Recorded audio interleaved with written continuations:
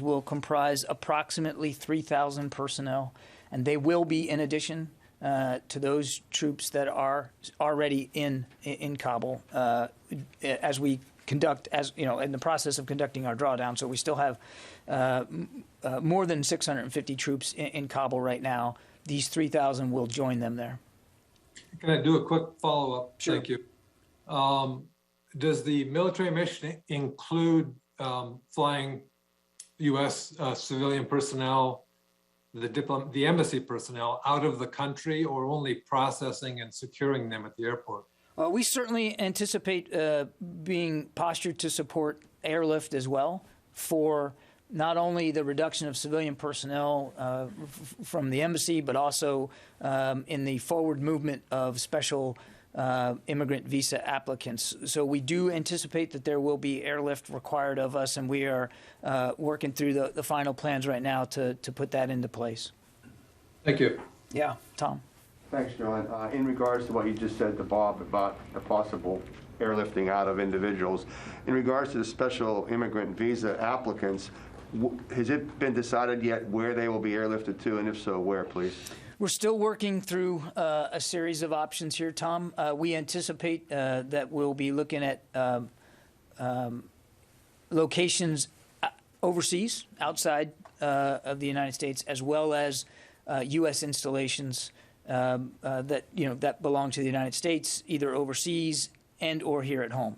We don't have, I don't have a list for you right now, but I think it'll be a mix of both. And as we get more clarity on that, we'll certainly update you. Just to be clear, will it follow the same criteria you outlined earlier? Those who have passed the security clearance could come within the United States, and those without other locations? I'm going to defer to my State Department colleagues to talk to the SIV process more specifically. Our job will be in locating and helping secure facilities and installations that can be used. And as we did with Fort Lee, I think you can expect the Defense Department will lean in to the degree possible that we can to help facilitate this movement and relocation. Thanks. David? John, will these infantry battalions help with the movement of diplomats from the embassy to the airport, as well as moving them out of the country?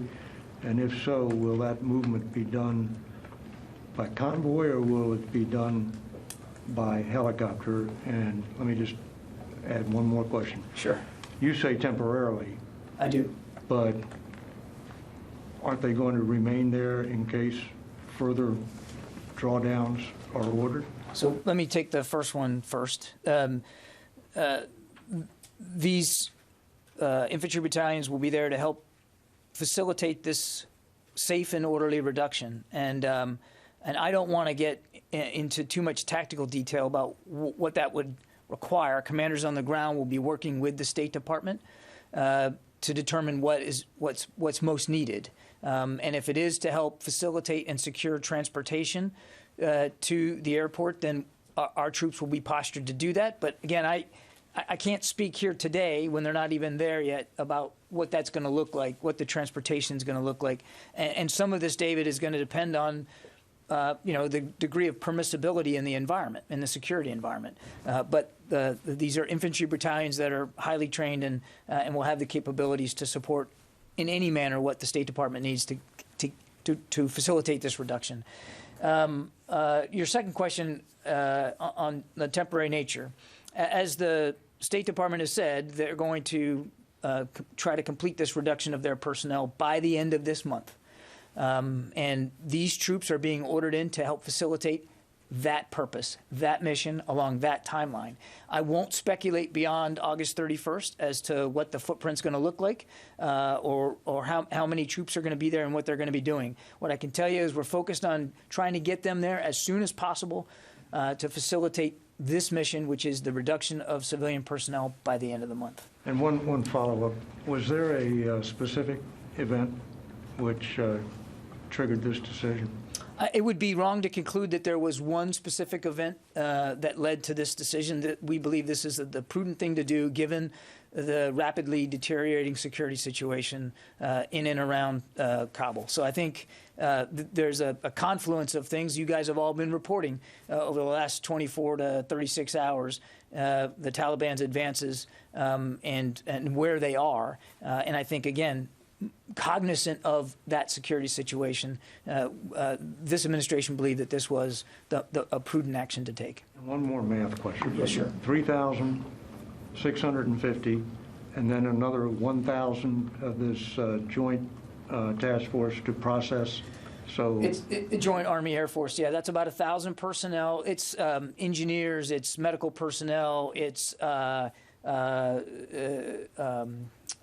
military police, that kind of thing. And they are going to Qatar right now because, as you know, we've been working with countries in the region, to Tom's question, to try to find processing sites outside Afghanistan.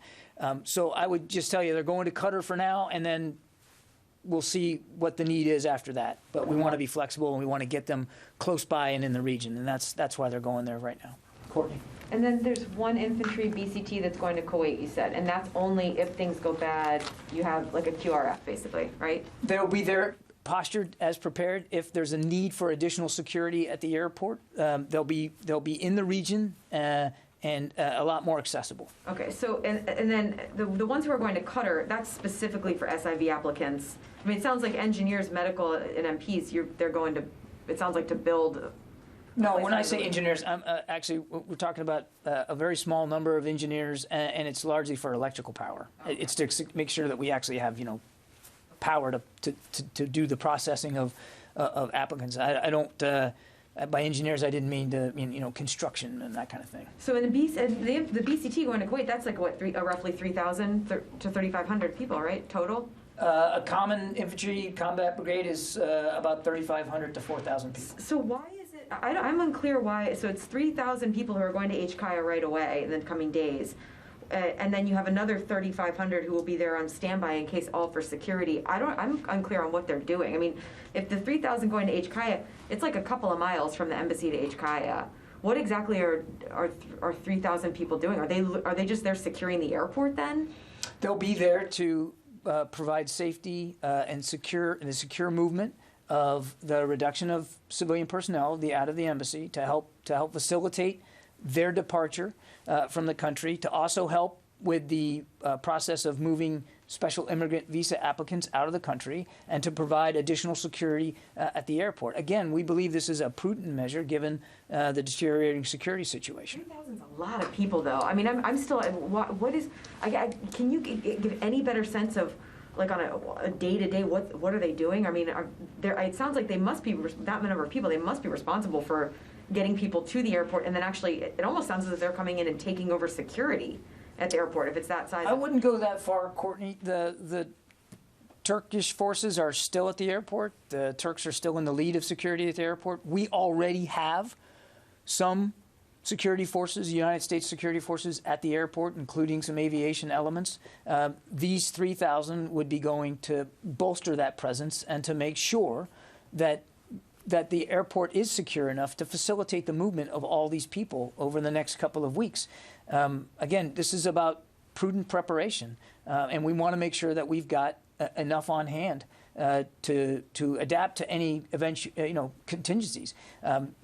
So your question about the numbers being too high, we believe it's appropriate to the security situation that we see now and that we can anticipate possibly in the future, which is again why we're going to flow a brigade combat team into the theater to be ready in case we need even more. Now, hopefully, Courtney, this will be an incredibly permissive environment, and we won't need these additional capabilities. But the Secretary believes the safety and security of our people, not just American troops, but our allies and partners and our State Department colleagues, is of paramount concern, and he's not going to add additional risk to that safe movement. Just very quickly, Kandahar City and Herat City, can you confirm what the Taliban are reporting that they've taken it? I can't, and I'm not going to do battlefield assessments here from the Pentagon podium. Yeah, let me go back to the phones. I know we got lots to get through. Tara Kopp. Hi, John. Thanks for doing this. A couple questions. The infantry battalions, where are they coming from? The three infantry battalions that I talked about are already coming from inside the Central Command area of responsibility, and I think I'd rather leave it at that for now.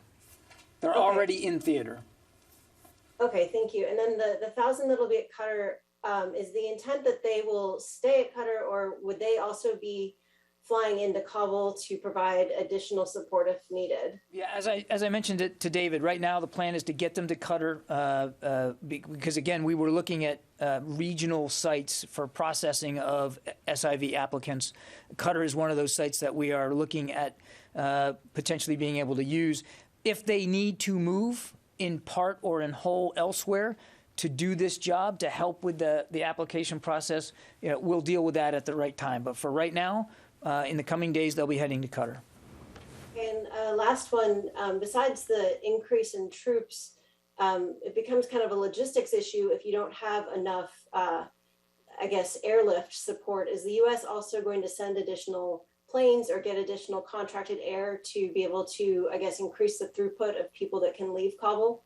As I said earlier, we do anticipate an increased need for U.S. airlift, and the Secretary has already had conversations with the chairman and with Transportation Command about these potential needs. So we do fully expect that there'll be additional United States military airlift required. I just don't have the details here today for you, exactly what that's going to look like, how many tails, and what the sorties are going to look like. But we absolutely anticipate being more involved in the airlift element of this mission. Lucas. John, what about close air support? Are you going to increase the number of drones or fighter jets overhead to protect these troops? We still have, yesterday we have, and today we have the authority and capabilities in the region to conduct airstrikes if needed. That's not going to change as a result of these new mission sets. Does this mean the U.S. military withdrawal is not going to be complete by August 31st?